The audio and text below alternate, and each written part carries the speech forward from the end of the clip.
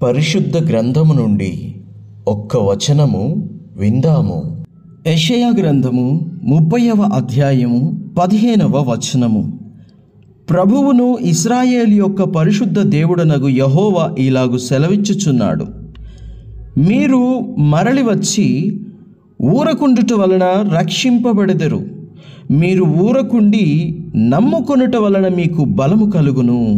అవునండి, మనము మౌనంగా ఉందాం, ప్రభువునందు విశ్వాసముంచి రక్షించబడదాం, ఊరకుందాం, కేవలం ప్రతిదీ దేవుడికి అప్పగిద్దాం, చూస్తూ ఉందాం. ప్రభువే కార్యం చేస్తాడు. ప్రభువుకు అసాధ్యమైనది ఏదైనా ఉందా? ఏదీ లేదు.